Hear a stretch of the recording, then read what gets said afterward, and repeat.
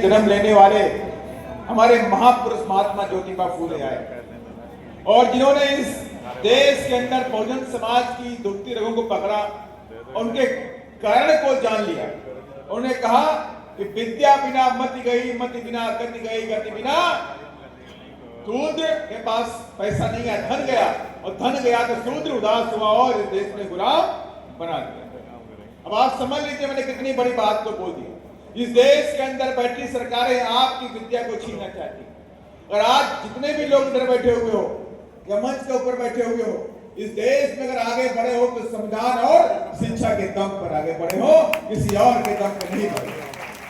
और आज हमारी शिक्षा पे हमला हो गया, अब हमारे संविधान पे हमला होगा, लेकिन हम अपने शिक्षा को, अपने संविधान को, अपने रिजर्वेशन को बचाने के लिए सीरियस नहीं, आने वाली जनरेशन को बचाने के लिए सीरियस नहीं है। दुश्मन चारों तरफ से आपको घेरने में लगा होगा। स्कूल बंद हो रहे हैं। इस देश के अंदर 93,000 सरकारी स्कूल बंद कर दिए गए, 93,000, जहां पर बहुजन समाज के गरीब बच्चे पढ़ते थे। लगभग 1,65,00,000 बच्चे अभी भी इस देश के अंदर शिक्षा से महरूम हो गए। 93,000 स्कूल बंद कर दिए तो 1,65,00,000 बच्चे शिक्षा से महरूम कर दिए। और उन्हीं में से अगर बच्चे पढ़ते तो कोई डॉक्टर बनता, कोई इंजीनियर बनता, कोई वकील बनता, कोई पुलिस में भर्ती होता, कोई बड़ा अधिकारी बनता, कहीं ना कहीं अपने जीवन का यापन कर लेता।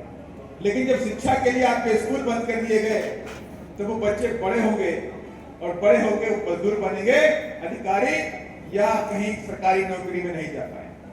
ये बड़ी साजिश कर दी गई।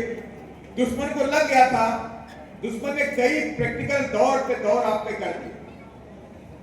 पहला प्रैक्टिकल उसने 2018 में किया, जब आपके SC/ST कानून जो इस देश के अंदर गरीबों का, दलितों का, आदिवासियों का सुरक्षा कवच था, उस सुरक्षा कवच को खत्म करने के लिए इस देश में बड़ा प्रैक्टिकल कर दिया गया। देश की बैठी सरकार ने इंडायरेक्टली आपकी सुरक्षा कवच को, SC/ST कानून को खत्म कर दिया और उसके बचाने के लिए पूरे देश के अंदर एक नीली क्रांति उभर के आई। जब देश के अंदर नीली क्रांति आई, पंजाब हो, चाहे हरियाणा हो, चाहे राजस्थान हो, चाहे उत्तर प्रदेश हो, चाहे मध्य प्रदेश हो, चाहे किसी साउथ के स्टेट के अंदर भी हो, पूरे देश के अंदर नीली क्रांति बहुजनों ने अपने निकाल दी। उस नीली क्रांति में कई जाबाज वीर हमारे शहीद भी हो। मध्य प्रदेश में शहीद हुए, आपके राजस्थान के अलवर में शहीद हुए, कई सारे वीर हमारे शहीद हो गए। और उस नीली क्रांति को देखकर देश में बैठी सरकार डर गई। उसको लगा कि नीली क्रांति अगर आगे बढ़ जाएगी तो हमारी कुर्सी चली जाएगी, और वो डर करके आपके कानून को उनको वापस देना पड़ा। भले कमजोर कर दिया, लेकिन कानून को वापस देना पड़ा। उन्हें मालूम हो गया कि हम अब डायरेक्टली हम संविधान को खत्म नहीं कर सकते, हम डायरेक्टली संविधान को हम कुछ भी छू भी नहीं सकते। तो उन लोगों ने इनडायरेक्टली आपके संविधान पे हटना शुरू कर दिया। उनको लगा कि बहुजन समाज के लोग किस दम पे आगे बढ़ते हैं। पुरानी स्टडी पे उन्होंने अध्ययन किया।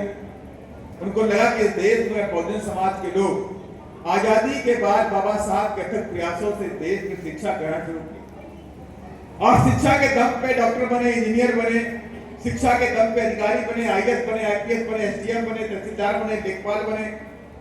शिक्षा के दम पे आगे बढ़ते जा रहे। तो क्यों ना इनकी शिक्षा को खत्म कर दिया?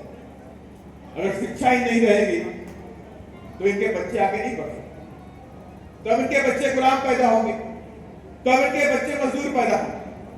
और इसीलिए इन लोगों ने धीरे धीरे इस देश के अंदर 93,000 स्कूल बंद कर दिए। और 93,000 स्कूल छोटे मोटे नहीं होते।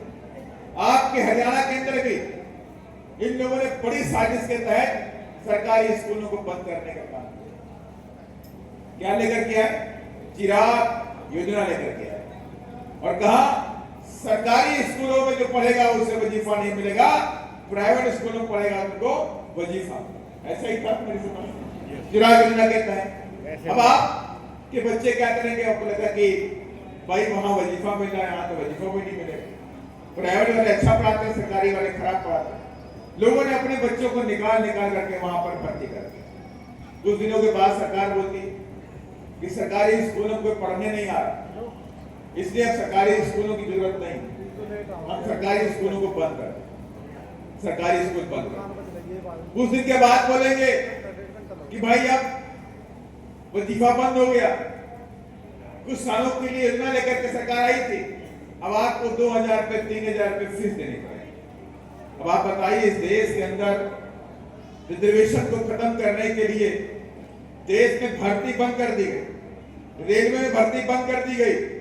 ये डीओपीटी को डायरेक्ट ऑर्डर दिया गया केंद्र की सरकार की तरफ से कि आप बिना मेरी मर्जी के, बिना मेरी सहमत के इस देश में कोई भी भर्ती नहीं करेंगे।